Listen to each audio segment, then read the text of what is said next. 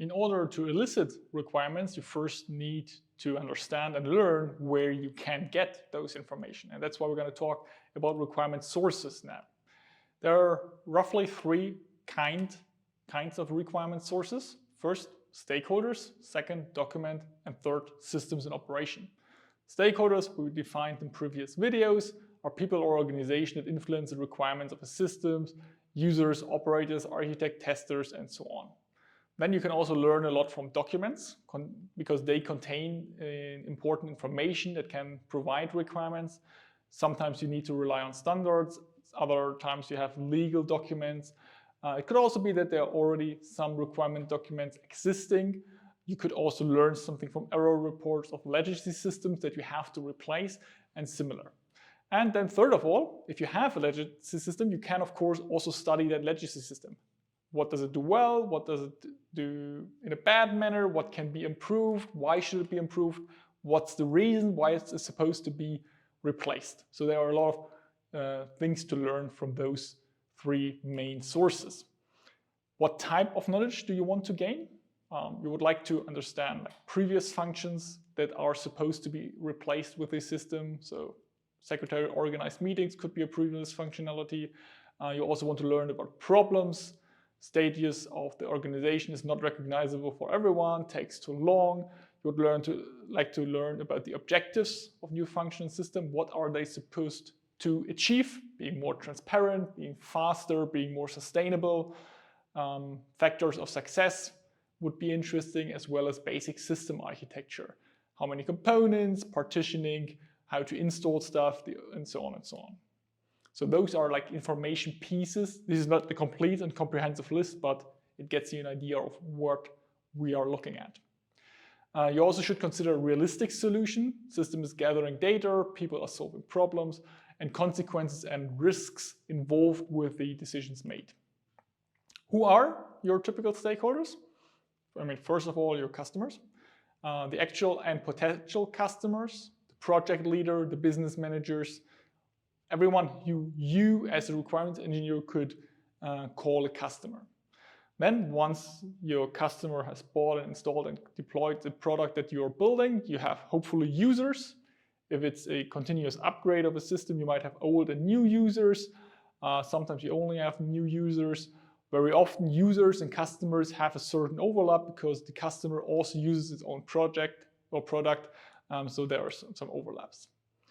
Further, typical stakeholders are the developers, people who are involved in the development process of this new product. So marketing, project lead, technical lead, architect, designers, developers, testers, legal department, everyone who is helping to create this thing that you are doing the requirements engineering process for.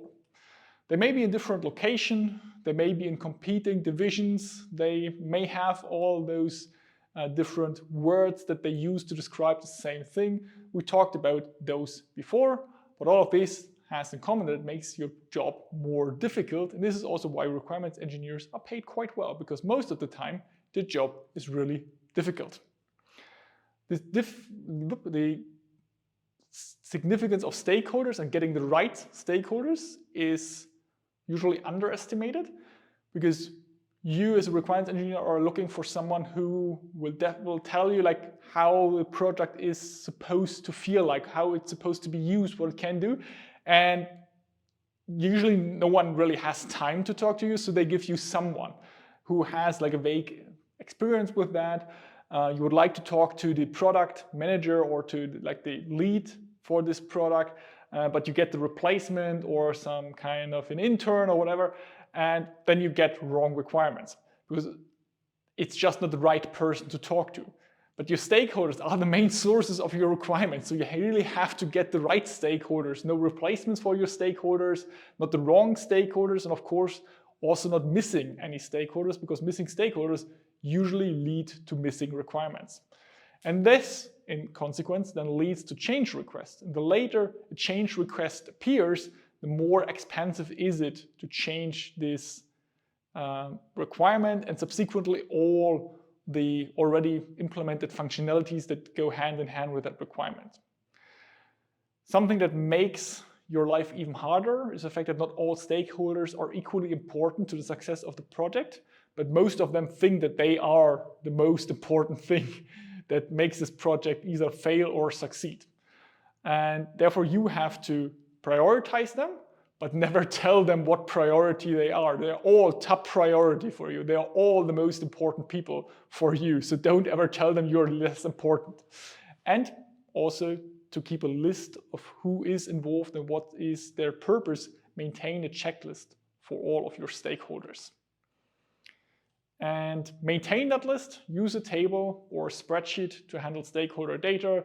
Please report names, function, contact details there, temporal or spatial availability during the project progress, meaning where is that person?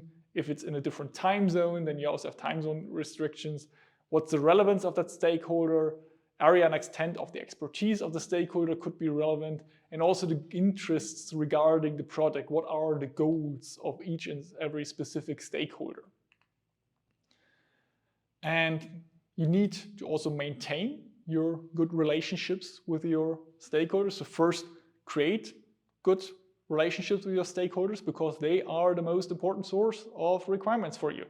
Make them happy, make them feel heard, value them. Otherwise, if you have like a fight or a very negative relationship with your stakeholders, you're not have a good time there. So check in on them, periodic status updates. Where are you? What happened to the input that you gave them? What are the next steps? When can they see any results from you? It is gonna be a continuous involvement with the stakeholders because they affect your project in like so many different ways. A lack of attention may lead to overcritical stakeholders if they do not feel heard, if they do not feel like they're part of what you're building. They like just assume you're building something without communicating properly with them. You hand them something and they're like, what's this? I haven't heard of this. I don't know what this is. They will automatically have a very critical perception of what you build there. If they directly recognize their inputs into this, and if they are continuously involved, they will be much more friendly with your system. There's also a good chance that continuous involvement of your stakeholders will actually make your product and the results better. So keep that in mind. On the other hand, you also have to make sure that you do not let the stakeholders get too close to what you're building.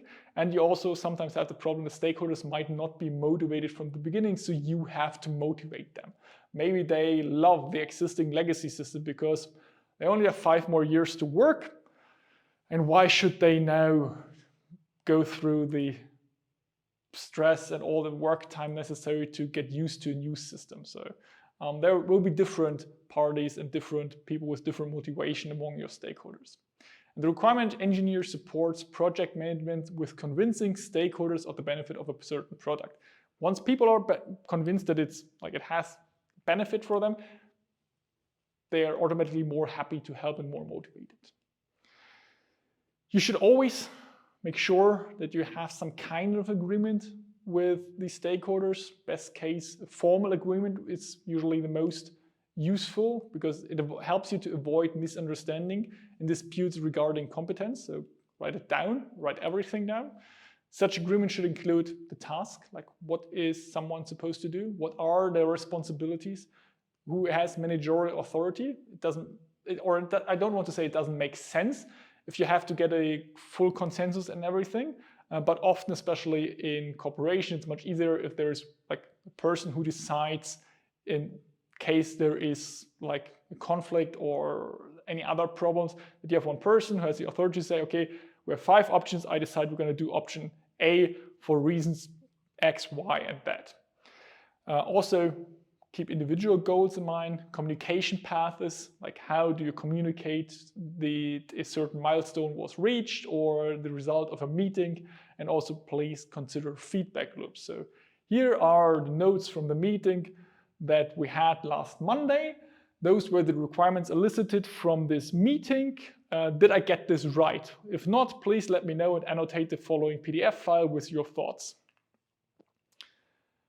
You can also use informal ways of agreements, so just shaking hands. Sometimes that helps you to solve certain conflicts or to get to a result quite fast. But on the other hand, maybe you shake hands with someone today and next week they don't know you or have never heard of the deal that you made with them last week. So informal and formal both have some advantages, but usually written documents in either informal or formal way have bigger advantages because you have something in your hand. And in best case, you also get them signed off by the management because then no one can claim like, I didn't know that. So what's your task as a requirements engineer here? You speak the language of the stakeholders, which means you have to learn also different languages of stakeholders. You have to talk to the tech people. You have to talk to your customers, depending on who they give you. You also need to talk to the domain experts and understand the domain experts. So you will learn a lot about different domains if you work in different projects. So for myself, we worked in the automotive sector, but then also in the agriculture sector, in the health sector, in the nutrition sector. So there are very like different languages, different goals. And this is one of the interesting tasks or parts of the job of a requirements engineer. It's a very versatile job with respect to the context that you're experiencing. So, but it's also like challenging because you have to speak those languages. You also have to become thoroughly familiar with the application domain, create the requirements document. You are the requirements engineer. You should also be able to get work results across, not just create them, but also get the buy-in from everyone involved. Maintain a respectful relationship with any stakeholders. That's also why you don't tell them which priority they are, because then usually they feel disrespected. You should be able to present ideas and alternatives as well as realizations. So you are the person who has to do this and lead this. You should allow stakeholders to demand properties that make the system user-friendly and simple and ensure that the system satisfies the functional and qualitative demands of the stakeholders so that they really are happy with what they get under the assumption and the constraint that it's actually possible what they want. Further tasks that you also have to communicate to the stakeholders, because the stakeholders also have tasks, are that they have to introduce the requirements engineer into the application domain. So tell them upfront what they are supposed to do, what you expect from them. Supply the requirements engineer with requirements, document the requirements assiduously, make timely decisions. There's nothing worse than waiting for 4 weeks on each and every decision to be made, because then you never get done. Respect the requirements engineers' estimates of cost and feasibility, because usually the customers have a very over-optimistic perception of how fast and how cheap those things that they want should be achievable. And they also need to prioritize requirements because they have to decide what's most important to them and how fast they need it, or what's like really the core of their project.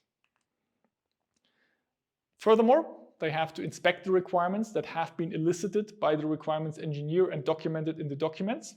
So is this what they wanted? If not, next iteration, going back to, not to start, but like a few steps back and then trying again. They also should be able to communicate changes in the requirements immediately if they are not satisfied. They have to adhere to the predetermined change process. We'll talk about that later in the lecture on change management. And they should respect the requirements engineering process that has been instated. So, for example, the one that we are now following, starting with elicitation, documentation, and so on and so forth, you have, or you will see this larger figure again and again throughout the rest of this course.